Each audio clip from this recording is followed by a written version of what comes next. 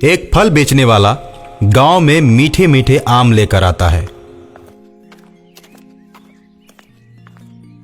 मीठे मीठे आम देखकर गांव वाले उसे खरीदने के लिए आते हैं। आम वाला बहुत ही कम दाम में आम बेच रहा होता है, इसलिए बहुत से लोगों ने उसके आम खरीद लिए। 1 घंटे में ही उसने टोकरी के सारे आम बेच दिए। सब अपने अपने घर आम ले जाकर खाने लगे और शाम होने से पहले गुठली ले जाकर बाहर फेंक देते हैं। रात के 12 बजे सबके घर की खिड़कियां टकराने लगती हैं। सभी लोग अपने अपने घर की खिड़कियों की तरफ देखते हैं। खिड़कियों पर आम लिए हुए भूत की परछाई दिखती है। परछाई को देखकर सब डर जाते हैं और परछाई से एक भयानक आवाज आती है, मैं आम वाला भूत हूं। मेरे साथ और बहुत से भूत हैं। हम तुम लोगों को भूत बना देंगे। जिसने जिसने भी ये आम खाया है वो सावधान हो जाए। इतना कहकर आम वाले भूत की आकृति गायब हो जाती है। सभी लोग भूत की बात सुनकर डरे और सहमे हुए हैं। सुनते हो जी सोनू के पापा, जब से मैंने उस आम वाले भूत की परछाई की आवाज सुनी है तब से डर लगने लगा है। ऐसे लगता है जैसे पूरे गांव में कोई न कोई घटना होने वाली है। सुबह होते ही जैसे ही लोग दरवाजा खोलते हैं तो पाते हैं कि आम खाकर जितनी गुठलियां उन्होंने बाहर फेंकी थी वो रात भर में ही पेड़ बन गए और उसमें मीठे मीठे आम के फल लग गए।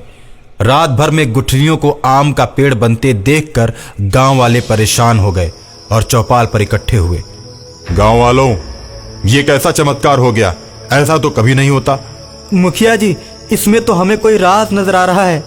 रात में आम वाले भूत की परछाई आई थी और वो सबको मारने की बात कर रही थी। देखो, ऐसा कुछ नहीं है, ये सिर्फ हम लोगों का वहम है। मुखिया जी, मैंने भी माना कि ये वहम है, लेकिन ये जो सामने आम के पेड़ दिख रहे हैं जो रात भर में इतने बड़े हो गए, ये वहम कैसे हो सकते हैं? हाँ भाई, कुछ न कुछ तो जरूर है, मैं मानता हूं। अब हम लोगों को सावधान होकर रहना पड़ेगा। और तभी आम वाला भूत चौपाल पर आ जाता है। अच्छा हुआ कि तुम सब एक ही साथ मिल गए। अब मेरी बात सुनो, ये पूरा गांव हम भूतों का ही तो था। मेरे पास बहुत सारे भूत हैं। बहुत समय पहले हम लोग इसी गांव में रहा करते थे। एक दिन जब दूसरे देश के राजाओं से लड़ाई हुई तो उन लोगों ने हम लोगों को घेर लिया और हम सबको जलाकर मार दिया। हमारे सारे मकान तोड़ दिए और ये जमीन बंजर शमशान के रूप में कर दी गई और हम पूरे गांव वाले एक ही साथ भूत बन गए। और आज भी हम लोगों की आत्मा एक ही जगह बगीचे में बसी हुई है। और अब तो हालत ये है कि बगीचे में पानी बरसे तो भीगना पड़ता है, ठंड पड़े तो कोई व्यवस्था नहीं है और गर्मी में गर्म हवाओं को भी झेलना पड़ता है। हम लोगों के पास रहने को घर नहीं है। अब तुम लोगों ने हमारी जमीन में अपना घर बना लिया है। ये देखिए, सरकार के अनुसार इस गांव पर अब हम लोगों का अधिकार है। सरकार की आज्ञा लेकर ही हम लोगों ने यहाँ अपने घरों को बनाया है। हम लोगों का घर कानूनी रूप से मान्यता प्राप्त है। अब मैं कैसे मान लूं कि जमीन आपकी है और सारा घर भी आपका है?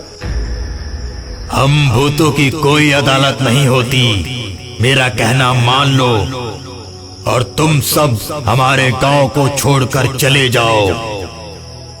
हम लोग बगीचे से आकर अपना गांव फिर से बसाएंगे और तुम सब दूसरी जगह जाकर बस जाओ। ऐसे कैसे बना लें? ऐसे कैसे बस जाए? अगर कोर्ट में तुम्हारी रजिस्ट्री पास हो जाएगी, सरकार हम लोगों को बेदखल कर देगी और हमारी जमीन तुम्हारे नाम कर देगी, तब जाकर हम ये छोड़कर जाएंगे। अच्छा, तो ये बात है। अब तुम सबको हमें सरकारी सर्टिफिकेट दिखाना पड़ेगा। हाँ, बिल्कुल दिखाना पड़ेगा। ठीक है, आज रात 11 बजे तुम लोगों को सर्टिफिकेट दिखाऊंगा। सभी लोग बगीचे में मिलना। इतना कहकर भूत गायब हो जाता है और सभा में आए हुए सभी लोग डर जाते हैं और जितने भी आम के पेड़ होते हैं उसमें सारे लोग जाकर चिपक जाते हैं और भूत उन्हें रस्सी से बांध देता है और कहता है, मैं तुम लोगों को एक एक करके मार दूंगा। अब बचना है या मरना, फैसला तुम लोगों के हाथ में है। इतना कहकर भूत के साथ और भी भूत आ जाते हैं और इन लोगों को घेर कर मारने लगते हैं। मारते मारते आधे से ज्यादा गांव वालों को मार देते हैं। सोनू को जब इस बात की सूचना मिलती है तो परेशान हो जाता है।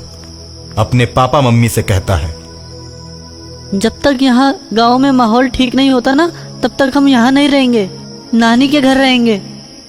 जब गांव की स्थिति यहाँ पे सामान्य हो जाएगी, जब हम यहाँ आएंगे। सोनू के मम्मी पापा सोनू की बात को मानकर उसके नानी के घर चले जाते हैं और जितने भी गांव वाले हैं गुठली से बने आम के पेड़ में चिपक जाते हैं और भूत उन्हें बांध देते हैं। उनके घरों में जाकर रहने लगते हैं। कभी कभी कुछ खाने पीने की चीजें वो गांव वालों के सामने फेंक देते हैं।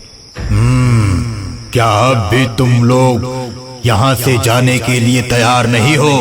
नहीं नहीं नहीं। और इतना सुनते ही भूत एक ही इशारे में बहुत सारे भूतों को बुला लेता है। सारे भूत बगीचे में दौड़ते हुए गांव की तरफ आते हैं और लोगों को पकड़ पकड़ कर बगीचे में ले जाकर पेड़ों से बांध देते हैं और कांटेदार तारों का बहुत बड़ा बाड़ा बनाते हैं जिससे कि लोग उसमें से बाहर ना निकल सकें। और उसके बाद सारे भूत हर गांव में जाकर लोगों के घरों में रहने लगते हैं। और एक दिन सोनू नानी के यहां से आता है और एक तांत्रिक बाबा से भस्म लेकर पूरे गांव को घेर देता है। भस्म से भूत गांव में घिर जाते हैं। शैतान भूत भस्म की रेखा को पार करने की कोशिश करता है लेकिन वहीं पर जलकर खाक हो जाता है। इस प्रकार भूतों को बांधकर राजू गांव में आग लगा देता है। भूत आग में जलने लगते हैं और जो भूत भागने की कोशिश करते हैं भस्म के प्रभाव से रेखा से बाहर निकलते ही जलकर मर जाते हैं। इस प्रकार बहादुर सोनू तांत्रिक बाबा से मिलकर पूरे भूतों को मार देता है और आग की लपट में भूतिया आम के पेड़ भी जलकर खाक हो जाते हैं।